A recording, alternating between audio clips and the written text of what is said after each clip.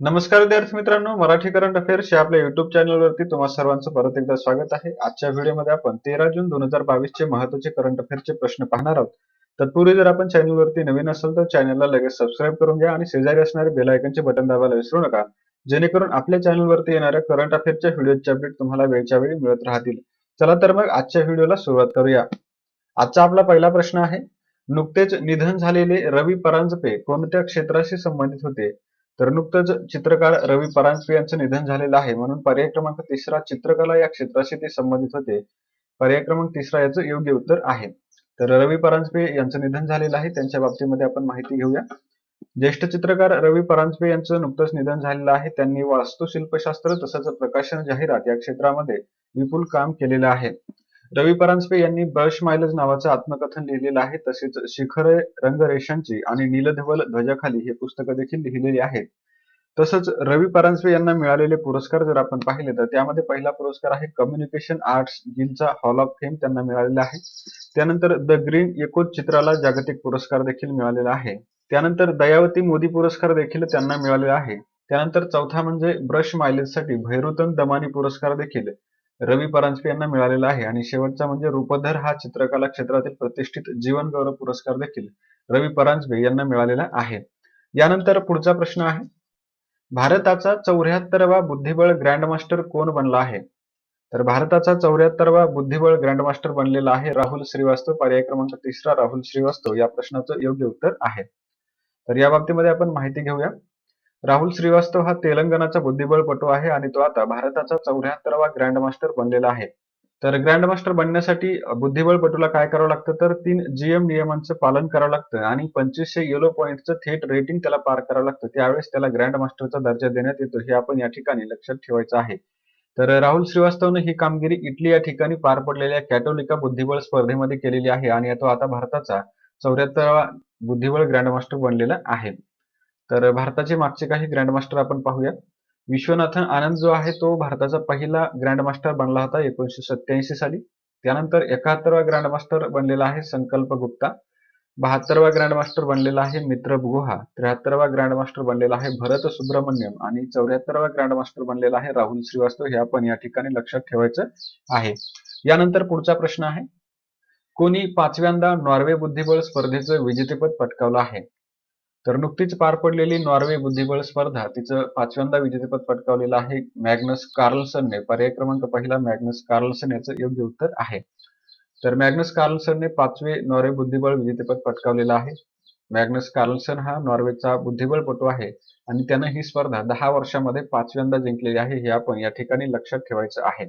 या स्पर्धेमध्ये भारताचा विश्वनाथ आनंद 3ऱ्या क्रमांकावरती राहिलेला आहे. मग पहिल्या आणि दुसऱ्या क्रमांकावरती कोण राहिलेला आहे, तर नॉर्वेचा बुद्धिबळपटू मॅग्नस कार्लसन जो की या स्पर्धेचा विजेता राहिला आहे, तो 16.5 गुणांसह पहिल्या क्रमांकावरती आहे. दुसऱ्या क्रमांकावरती शाखरियार मामेदयारोव हा खेळाडू आहे 15.5 गुणांसह, तो अझरबैजानचा बुद्धिबळपटू आहे. आणि तिसऱ्या क्रमांकावरती भारताचा विश्वनाथन आनंद राहिलेला आहे, त्याला 14.5 गुण मिळालेले आहेत. आणि यासोबतच महत्वाचा मुद्दा म्हणजे या स्पर्धेतील अ गटाच्या खुल्या प्रकारातील विजेतेपद भारताच्या आर प्रज्ञानंदनं पटकावलेलं आहे, हे देखील आपण या ठिकाणी लक्षात ठेवायचं आहे. हा देखील महत्वाचा मुद्दा आहे. यानंतर पुढचा प्रश्न आहे, अंकटाळच्या जागतिक गुंतवणूक अहवाल 2021 मध्ये भारताचा क्रमांक कितवा आहे? तर अंकटाळचा जागतिक गुंतवणूक अहवाल 2021 नुकताच प्रसिद्ध झालेला आहे आणि त्यामध्ये भारताचा क्रमांक 7वा आलेला आहे. पर्याय क्रमांक चौथा 7वा याचं योग्य उत्तर आहे. तर नुकताच अंकटाळ म्हणजेच United nations conference on trade and development या संस्थेनं जागतिक गुंतवणूक अहवाल प्रसिद्ध केलेला आहे, जो की 2021 या वर्षासाठीचा आहे. आणि यामध्ये भारत 2020 मधील 8व्या क्रमांकावरून 2021 मध्ये 1 क्रमांकाने सुधारून 7व्या क्रमांकावरती आलेला आहे. जरी भारतातील गुंतवणूक 2020 या वर्षापेक्षा कमी झालेली असली तरीही भारताचा क्रमांक 1 ने सुधारलेला आहे. तर भारतामधील गुंतवणूक 2020 मधील 64 बिलियन डॉलरवरून 2021 मध्ये 45 बिलियन डॉलर पर्यंत कमी झालेली आहे. अशा प्रकारे हे दोन्ही पॉईंट जे आहेत ते तुम्हाला प्रश्नामध्ये पाहायला मिळतील आणि यावरून तुमचं कन्फ्युजन केलं जाईल. त्यामुळे हे तुम्ही व्यवस्थितरित्या लक्षात ठेवायचं आहे. जरी भारताची गुंतवणूक कमी झालेली असली तरी भारताचा क्रमांक जागतिक गुंतवणूक यादीमध्ये 1 क्रमांकाने सुधारलेला आहे. भारत 8व्या क्रमांकावरून 7व्या क्रमांकावरती गेलेला आहे. तर यामध्ये जगात सर्वात जास्त गुंतवणूक प्राप्त झालेले देश आपण पाहूया. अमेरिकेमध्ये $367 बिलियन गुंतवणूक आलेली आहे आणि अमेरिका या रँकिंगमध्ये पहिल्या क्रमांकावरती आहे. त्यानंतर दुसऱ्या क्रमांकावरती आहे चीन, ज्याला $181 बिलियन ची गुंतवणूक प्राप्त झालेली आहे. त्यानंतर तिसऱ्या क्रमांकावरती आहे हाँगकाँग. हाँगकाँगला $141 बिलियन गुंतवणूक प्राप्त झालेली आहे. चौथ्या क्रमांकावरती सिंगापूर आहे. सिंगापूरला $99 बिलियन गुंतवणूक प्राप्त झालेली आहे. कॅनडा हा 5व्या क्रमांकावरती आहे. कॅनडाला $60 बिलियन ची गुंतवणूक प्राप्त झालेली आहे. ब्राझील जो आहे तो 6व्या क्रमांकावरती आहे. त्याला $50 बिलियन गुंतवणूक प्राप्त झालेली आहे. आणि आपला भारत 7व्या क्रमांकावरती आलेला आहे, ज्याला $45 बिलियन ची गुंतवणूक प्राप्त झालेली आहे, जी की गेल्या वर्षी म्हणजे 2020च्या यादीमध्ये $64 बिलियन होती. आणि त्या वर्षी भारत 8व्या क्रमांकावरती होता. आता यावर्षी 7व्या क्रमांकावरती आलेला आहे. आणि भारताच्या नंतर आहे साऊथ आफ्रिका, ज्यामध्ये $41 बिलियन गुंतवणूक प्राप्त झाली आहे.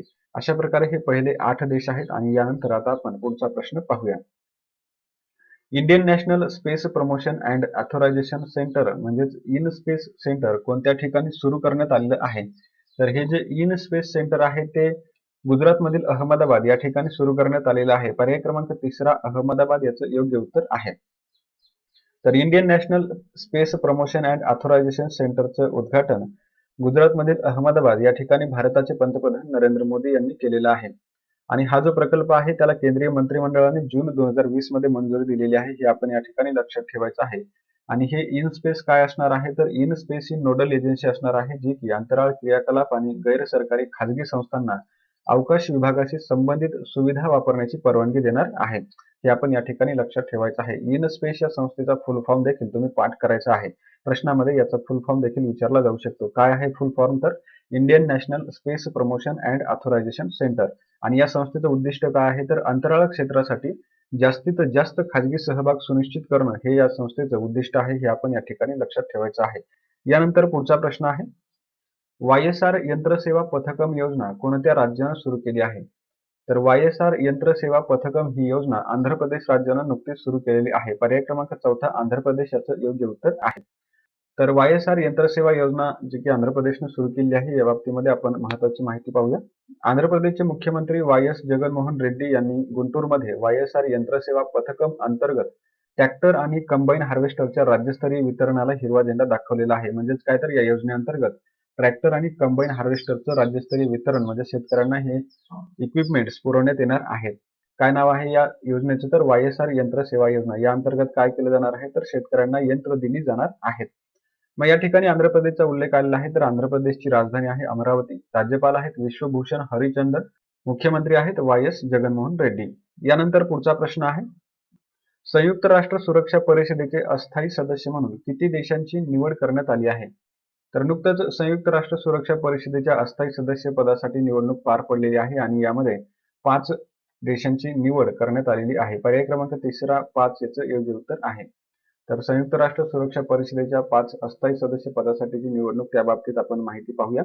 193 सदस्य युनायटेड नेशन्स जनरल असेंब्लीने 2023 ते 2024 या 2 वर्षाच्या कालावधीसाठी 5 अस्थायी सदस्यांची निवड करण्यासाठी निवडणूक घेतलेली आहे.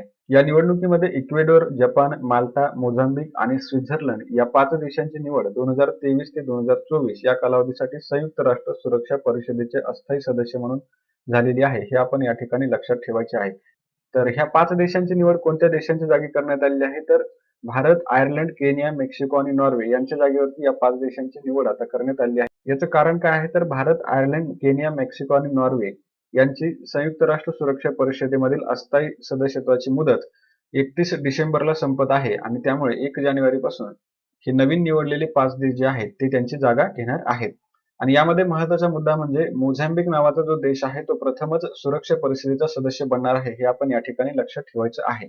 तर अस्थायी सदस्यांच्या निवडणुकीमध्ये भौगोलिक प्रतिनिधित्व देखील विचारात घेतलं जातं आणि यंदा 3 प्रादेशिक गटामधून 5 जागांसाठी निवडणूक झालेली आहे.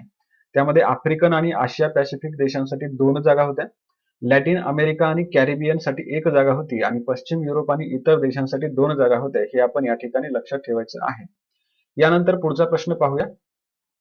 महाराष्ट्रामधील कोणत्या जिल्ह्याला जिल्हा कौशल्य विकास नियोजन पुरस्कार 2022 यामध्ये 3रा क्रमांक मिळाला आहे? तर महाराष्ट्रामधील सातारा जिल्ह्याला जिल्हा कौशल्य विकास नियोजन पुरस्कार 2022 मध्ये 3रा क्रमांक मिळालेला आहे. पर्याय क्रमांक 3 सातारा याचं योग्य उत्तर आहे. मग या पुरस्कारांमध्ये पहिला क्रमांक कोणत्या जिल्ह्याला मिळालेला आहे? तर गुजरातच्या राजकोट जिल्ह्याला पहिला क्रमांक मिळालेला आहे. दुसऱ्या क्रमांकावरती आहे आसाममधील कचार जिल्हा आणि तिसऱ्या क्रमांकावरती आहे महाराष्ट्रातील सातारा जिल्हा. हे आपण या ठिकाणी लक्षात ठेवायचं आहे. कोणते पुरस्कार आहे? तर जिल्हा कौशल्य विकास नियोजन पुरस्कार 2022. तर या बाबतीमध्ये आपण महत्त्वाची माहिती पाहूया. दुसरे जिल्हा कौशल्य विकास नियोजन पुरस्कार 2022 जून 2018 मध्ये या पुरस्कारांची सुरुवात करण्यात आलेली आहे. कौशल्य विकासामधील नाविन्यपूर्ण सर्वोत्तम पद्धतीसाठी दिला जाणारा हा पुरस्कार आहे, जो की जिल्ह्यांना दिला जातो. आणि यावर्षी यामध्ये एकूण 30 जिल्ह्यांचा सन्मान करण्यात आलेला आहे. हे देखील आपण या ठिकाणी लक्षात ठेवायचं आहे. तर या एकूण 30 जिल्ह्यांपैकी महाराष्ट्रातील जिल्हे आपण पाहूया. त्यामध्ये सातारा जिल्हा तिसऱ्या क्रमांकावरती आहे, सिंधुदुर्ग 6व्या क्रमांकावरती आहे, वाशिम 12व्या क्रमांकावरती आहे, ठाणे 18व्या क्रमांकावरती आणि सोलापूर 26व्या क्रमांकावरती आहे. अशा प्रकारे हे महाराष्ट्रातील जिल्हे या यादीमध्ये आहेत. यानंतर पुढचा प्रश्न पाहूया. प्राण्यांसाठीची देशातील पहिली स्वदेशी कोविड-19 लस कोणती आहे? तर प्राण्यांसाठी देशातील पहिली स्वदेशी कोविड-19 लस बनलेली आहे अॅनोकोव्हॅक्स. पर्याय क्रमांक तिसरा अॅनोकोव्हॅक्स ही प्राण्यांसाठीची देशातील पहिली कोविड-19 ची लस आहे, जी की स्वदेशी आहे. तर प्राण्यांसाठी देशातील पहिली स्वदेशी कोविड-19 लस आहे अॅनोकोव्हॅक्स, जिची निर्मिती ICAR national research centre on इक्विन्स NRC Haryana याने केलेली आहे. हे आपण लक्षात ठेवायचं आहे. तर प्राण्यांसाठी देशातील पहिली स्वदेशी कोविड-19 लस अॅनोकोव्हॅक्सला कृषी मंत्री नरेंद्र सिंह तोमर यांनी नुकतंच लॉन्च केलेलं आहे. यानंतर पुढचा प्रश्न पाहूया. कोणत्या देशानं जगातील सर्वात तपशीलवार चंद्र नकाशा तयार केला आहे? तर नुकतंच चीन या देशानं जगातला सर्वात तपशीलवार चंद्र नकाशा तयार केला आहे. पर्याय क्रमांक चौथा चीन याचं योग्य उत्तर आहे. चीनने चंद्राचा एक नवीन भूवैज्ञानिक नकाशा जारी केला आहे, जो आजपर्यंतचा सर्वात तपशीलवार नकाशा आहे. हे आपण या ठिकाणी लक्षात ठेवायचं आहे. त्यानंतर पुढचा मुद्दा म्हणजे युनायटेड स्टेट्स जिओलॉजिकल सर्व्हे या ज्योतिषविज्ञान केंद्रानं 2020 मध्ये नासा आणि चंद्रग्रह संस्था यांच्या सहकार्यानं प्रथमच संपूर्ण चंद्राच्या पृष्ठभागाचं मॅप आणि वर्गीकरण केलं होतं. आणि आता चीननं चंद्राचा तपशीलवार नकाशा तयार केलेला आहे. म्हणजे 2020 ला अमेरिकेच्या संस्थेने केलं, त्यानंतर आता चीननं हा नकाशा तयार केलेला आहे. मग या ठिकाणी चीनचा उल्लेख आलेला आहे. तर चीनची राजधानी आहे बीजिंग आणि अध्यक्ष आहेत शी जिनपिंग. यानंतर आता आपण वन लाईनर प्रश्न पाहूया. पहिला प्रश्न आहे, कोकण साहित्य परिषदेचे 6वे राज्यस्तरीय महिला साहित्य संमेलन कोणत्या ठिकाणी आयोजित करण्यात आलं? तर याचं उत्तर आहे पालघर. दुसरा प्रश्न आहे, नॉर्वे अ गट खुल्या बुद्धिबळ स्पर्धेचे विजेतेपद कोणी पटकावले? तर याचं उत्तर आहे आर प्रज्ञानंद. तिसरा प्रश्न आहे, आंतरराष्ट्रीय क्रिकेटमध्ये सलग 9व्यांदा अर्धशतक करणारा पहिलाच खेळाडू कोण? तर या प्रश्नाचं उत्तर आहे बाबर आझम. आणि चौथा प्रश्न आहे, RBIने कोणत्या बँकेचा परवाना रद्द केला आहे? तर या प्रश्नाचं उत्तर आहे मुधोळ कोऑपरेटिव्ह बँक बागलकोट. यानंतर आता आपण कालच्या प्रश्नांचं रिव्हिजन करूया.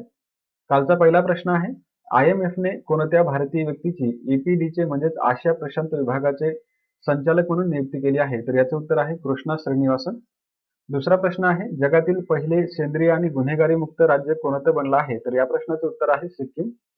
तिसरा प्रश्न आहे, फ्रान्समध्ये आयोजित पॅरानेमबाजी विश्वचषक स्पर्धेमध्ये कोणी सुवर्णपदक पटकावले? तर या प्रश्नाचं उत्तर आहे अवनी लेखारा. चौथा प्रश्न आहे, डिजिटल इलेक्ट्रॉनिक्ससाठी जगातील पहिला राईट टू रिपेअर कायदा कोठे मंजूर करण्यात आला? तर या प्रश्नाचं उत्तर आहे न्यूयॉर्क. पाचवा प्रश्न आहे, नासाचे द व्हिन्सी मिशन कोणत्या ग्रहावरती पाठवलं जाणार आहे? तर या प्रश्नाचं उत्तर आहे शुक्र. सहावा प्रश्न आहे, 44वी बुद्धिबळ ऑलिम्पियाड स्पर्धा कोणत्या ठिकाणी आयोजित केली जाणार आहे? तर याचं उत्तर आहे तामिळनाडूमधील महाबलीपुरम या ठिकाणी. सातवा प्रश्न आहे, 2035 पर्यंत नवीन पेट्रोल आणि डिझेल कारच्या विक्रीवरती बंदी घालण्यासाठी कोठे मतदान घेण्यात आले? तर याचं उत्तर आहे युरोपियन संसदेमध्ये. आठवा प्रश्न आहे, ड्रोनसाठी धोरण मंजूर करणारं पहिलं भारतीय राज्य कोणतं? तर याचं उत्तर आहे हिमाचल प्रदेश. नववा प्रश्न आहे, चंदीगडच्या PGIMER या केंद्राला WHO चा पुरस्कार कशासाठी देण्यात आला? तर याचं उत्तर आहे तंबाखू नियंत्रणासाठी. 10वा प्रश्न आहे, UN प्रमुखांचे तंत्रज्ञान दूत म्हणून कोणाची नियुक्ती करण्यात आली? तर या प्रश्नाचं उत्तर आहे अमनदीप सिंग गिल. हे याचं योग्य उत्तर आहे. विद्यार्थी मित्रांनो, याचबरोबर आपले आजचे प्रश्न संपलेले आहेत. व्हिडिओ आवडला असल्यास व्हिडिओला लाईक, शेअर आणि सबस्क्राईब करायला विसरू नका. आणि आपण भेटूया अशाच एका नवीन व्हिडिओमध्ये. तोपर्यंत जय हिंद, जय महाराष्ट्र.